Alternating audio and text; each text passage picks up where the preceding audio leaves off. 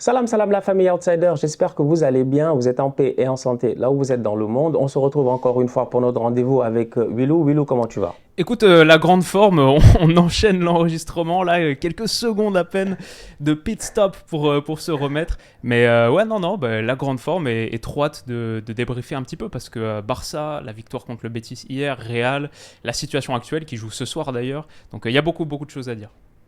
Non, il y a énormément de choses à dire et effectivement, j'aimerais dire à tous ceux qui regarderont cette vidéo que cette vidéo a été filmée quelques heures avant le match entre le Real et Valence. Donc du coup, on ne prend pas en considération en fait voilà ce qui va se passer et tout. Peut-être masterclass du Real, peut-être disaster class, on ne sait jamais. Peut-être Valence va aller les surprendre. On ne Stan sait est pas ce qui très va très se... fort, mais il n'a pas encore la boule de cristal, quoi. Voilà, franchement, j'aurais bien aimé savoir et tout, mais là, je ne sais pas. Donc là, on va essayer de prendre en considération par rapport à ce qu'on a. Et aujourd'hui, je pense que c'est assez simple. Hier, le Barça a encore une fois gagné. Le Barça a gagné un match assez compliqué face au Betis Séville. Une belle équipe du Betis Séville quand même qui est très entreprenante, qui a un très bon meneur de jeu, Nabil Fekir, qui a été plutôt bon. Franchement, le Barça s'en sort. Comme j'ai eu l'occasion de dire, il y a une constance depuis le début de la saison, c'est que défensivement, ils sont très forts. C'est-à-dire qu'on s'en rend même pas compte, mais une équipe qui a 6 buts encaissés, 1 CSC, est-ce qu'ils n'en ont pas deux, ça, CSC, si j'y pense pas, dans les 6 buts? Si tu regardes bien, tu te dis qu'ils n'encaissent pas beaucoup de buts. Ils ont eu à faire un mercato parce que la vérité, c'est ça. C'est qu'on vient de finir janvier. On se rend compte que les clubs espagnols n'ont pas dépensé d'argent. Ils n'ont pas eu l'occasion de dépenser de l'argent. Ils n'ont pas eu l'occasion de faire certains transferts. Le Barça aurait bien aimé avoir un joueur comme Amrabat. Malheureusement, ils ne l'ont pas eu. Cependant, cet été, quand même, ils ont eu l'occasion de bien travailler. Et aujourd'hui, on voit les fruits de ce travail-là. Au début, l'adaptation a été un tout petit peu compliqué. Jules Koundé, son transfert a pris du temps, mais finalement, quand ça s'est fait, ça a pris un peu de temps, Coupe du Monde et tout. Là, il est vraiment, je pense, installé et assis. Lewandowski, dès qu'il est arrivé, il a commencé à performer en ce moment en championnat. Ça va bien. Xavi, il avait lui aussi un travail à faire d'adaptation et tout. Il a dû s'adapter, changer de système, machin, tout ça. Donc, on en arrive aujourd'hui à mi-saison et on se rend compte que, ok, tout le monde parle d'Arsenal, mais les gars, ils ont 50 points, quoi.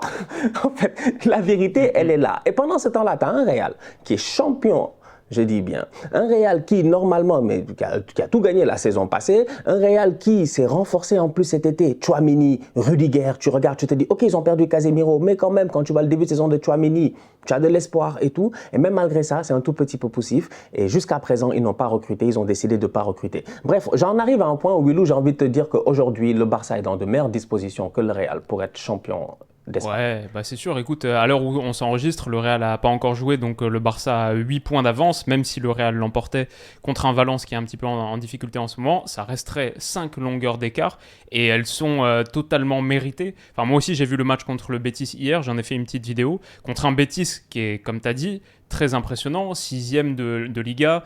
Canales, je trouvais qu'il a fait un match de malade. Aitor Ruibal sur son côté, c'était très costaud aussi. Et pourtant, le Barça a été, je trouve, ouais, vraiment solide d'abord et impressionnant par son...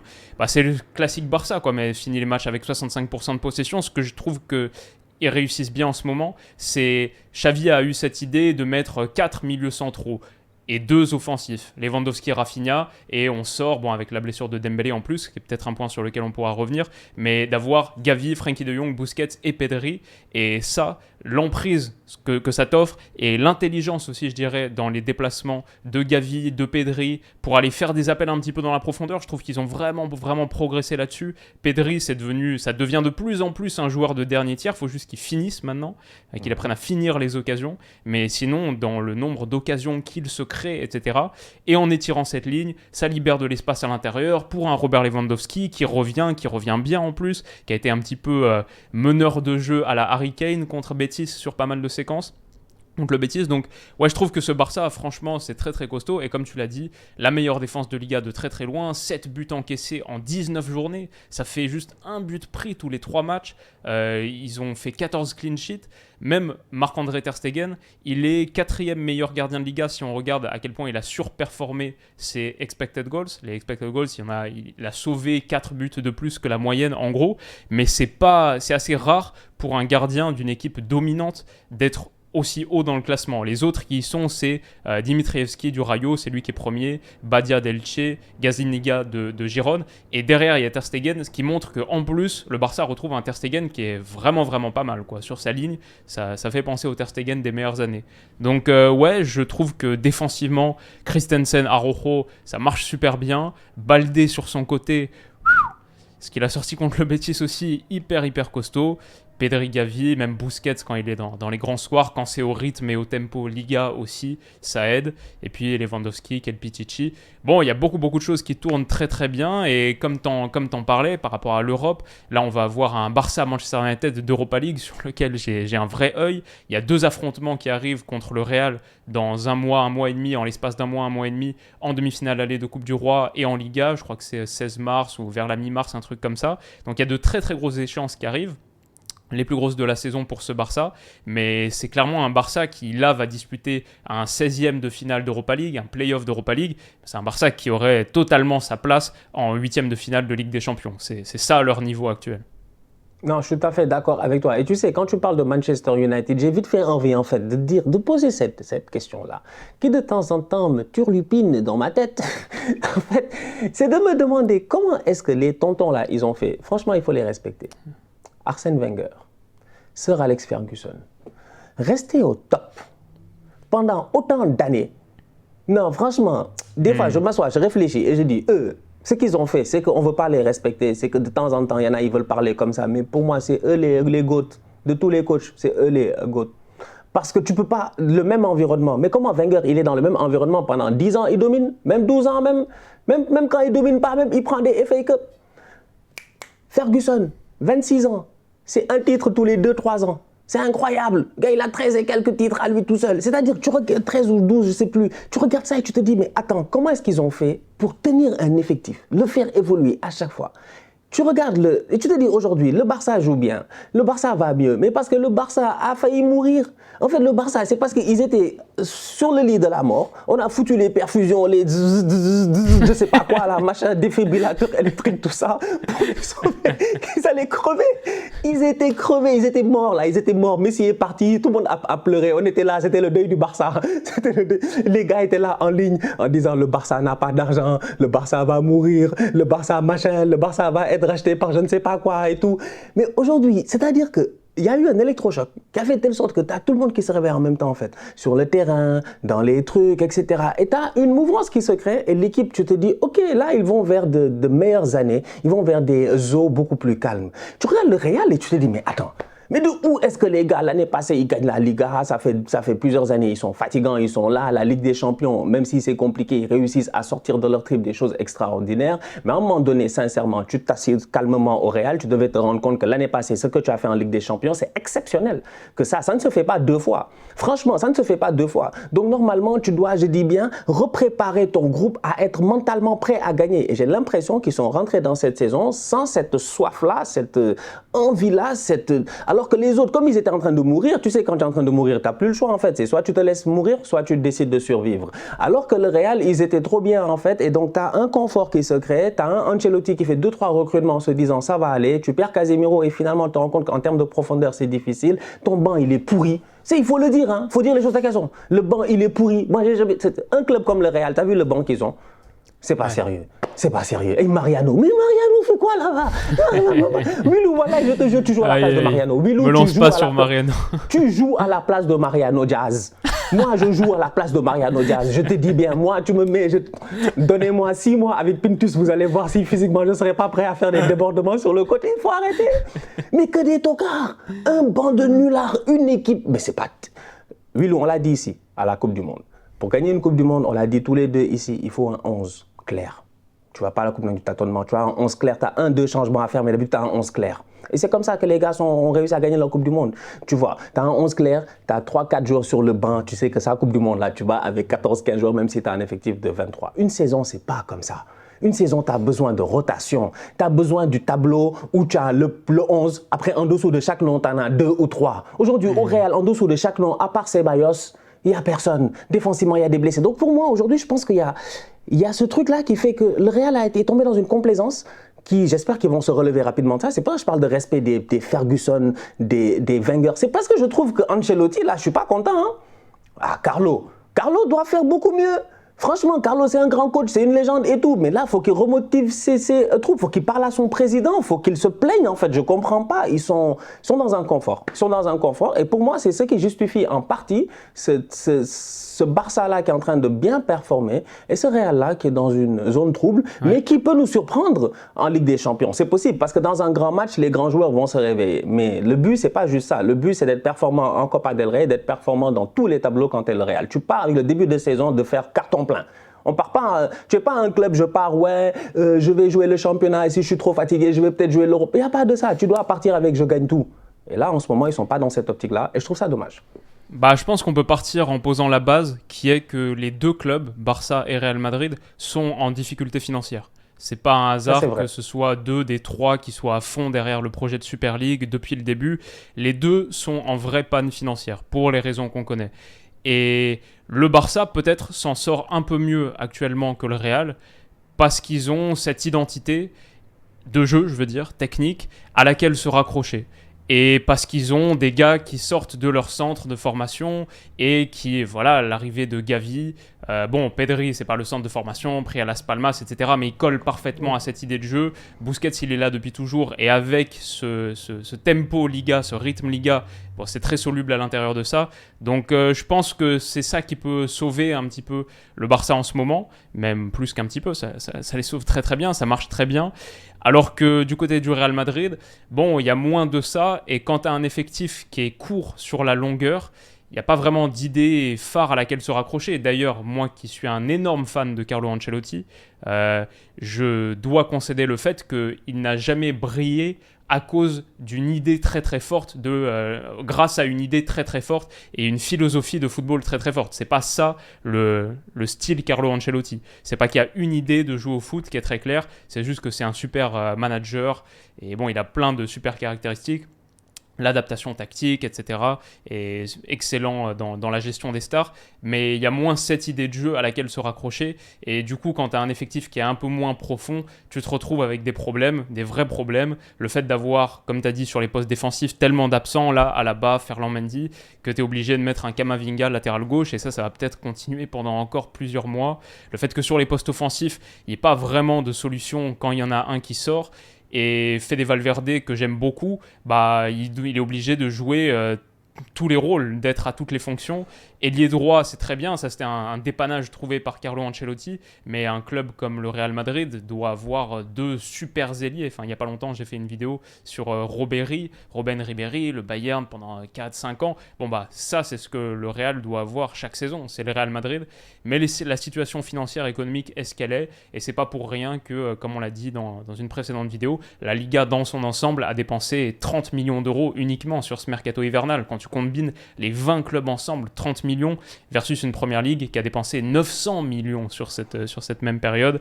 Et ouais, c'est une Liga qui est plus pauvre, qui est nettement appauvrie. Et je dirais même que, tu vois, si aujourd'hui, c'est un paradoxe un petit peu que j'ai constaté en début de vidéo, c'est de dire ce Barça, on est d'accord pour dire que ouais, ça se passe super bien pour eux, ils sont assez impressionnants, le match contre le Betis, et pourtant ils sont pas en Ligue des Champions, ils sont pas en huitième de finale de Ligue des Champions, là on va pas les voir en février jouer pour une place en quart. C'est peut-être aussi un symptôme d'où en est la Liga en ce moment.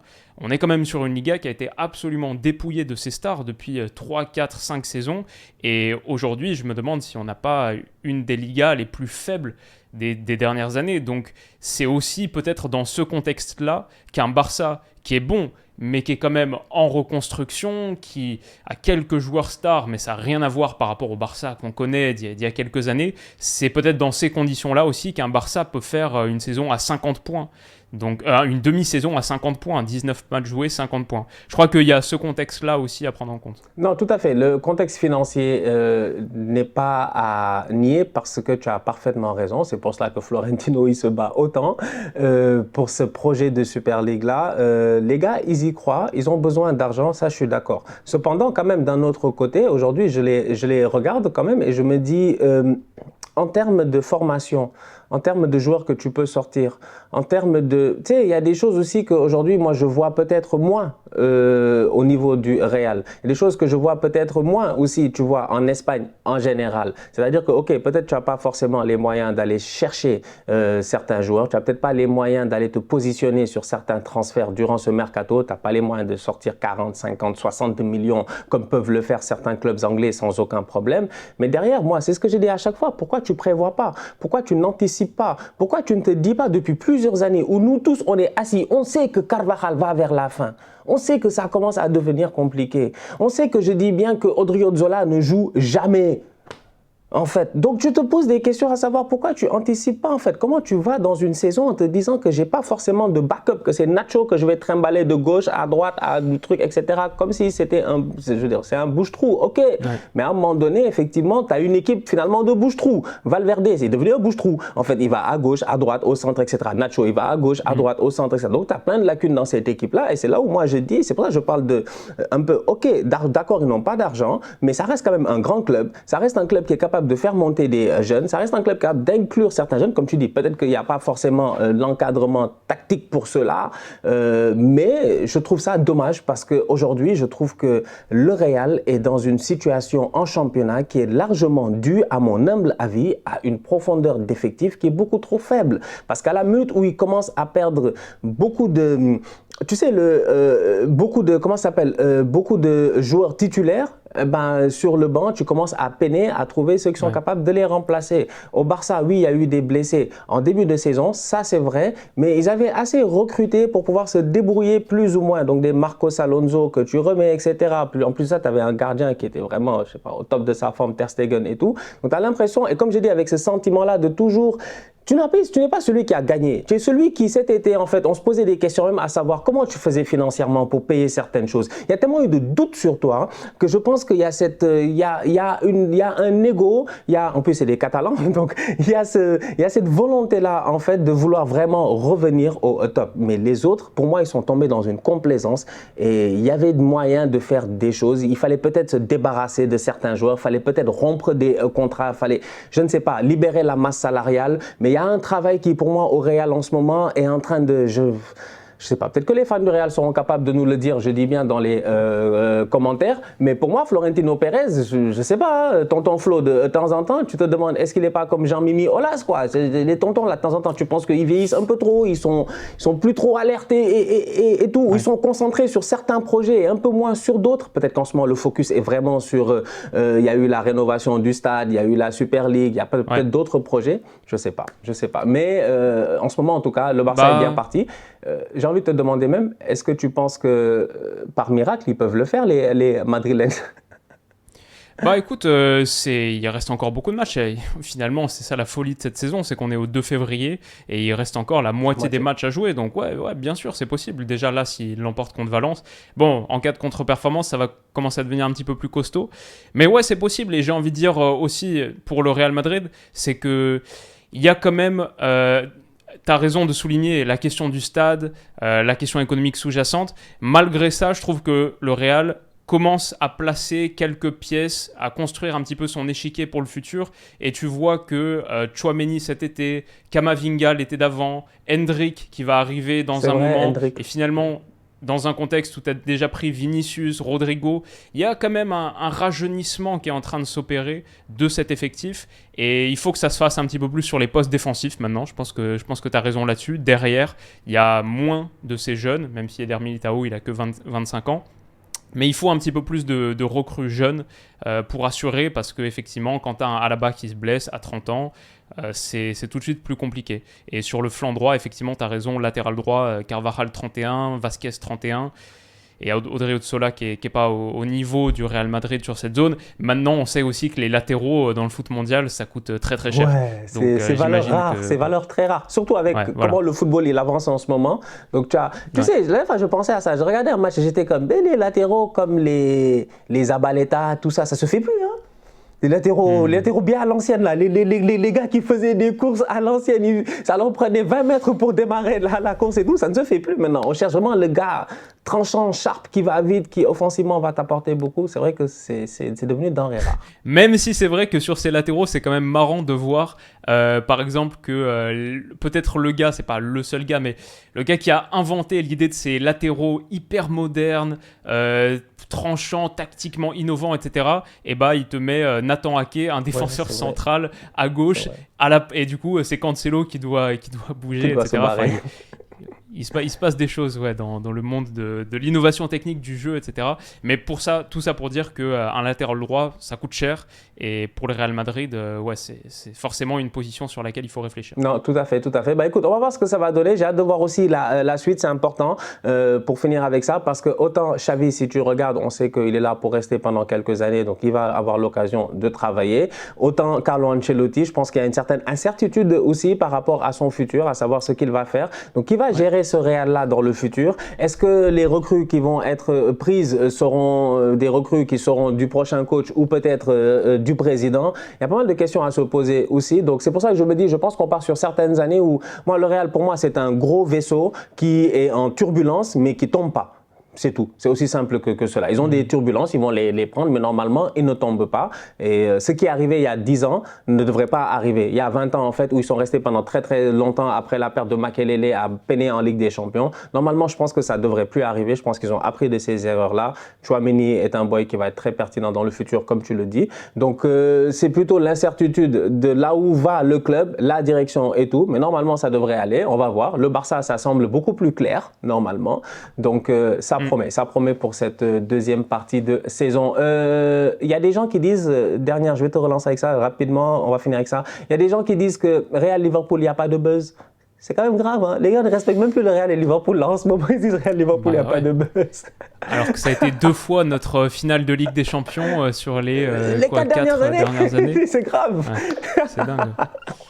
Je suis d'accord avec eux, hein. C'est vrai que c'est pas le 8e de finale qui m'attire le plus comme ça. Je vais te dire, je suis encore plus attiré par le 16e de finale d'Europa League Barça-Manchester United en ce moment que par le 8e Real-Liverpool. C'est vrai, quand tu vois la mouvance du Barça et de United, ça promet, ça promet. Bah écoutez la famille, dites-nous en commentaire ce que vous en pensez, fans du Real. Dites-nous si vous croyez toujours en Ligue des Champions. On n'a pas parlé de vous parce qu'on sait que vous êtes capable d'aller là à gagner, ça on sait jamais avec vous en Ligue des Champions. Mais en championnat, la Liga semble compliquée en ce moment. Avant ce match face à Valence ou après ce match face à Valence, c'est quoi votre feeling? Supporters du Barça, vous aussi, en ce moment, franchement, on a à peu près un destin commun, Barça-Arsenal. J'espère que l'année prochaine, on se retrouve en Ligue des Champions. J'attends que ça, qu'on les tape bien une fois pour toutes. En finale pour prendre la revanche. Ce serait trop cool. Oh là là là là, ce serait trop cool. En tout cas, bon, la famille, on se capte très bientôt pour de nouveaux débriefs. N'oubliez pas d'aller vous abonner sur la chaîne de Wilou. D'ici là, on continue à liker, on continue à partager, on s'abonne. On est ensemble, on reste en santé, c'est le plus important. Tous outsiders.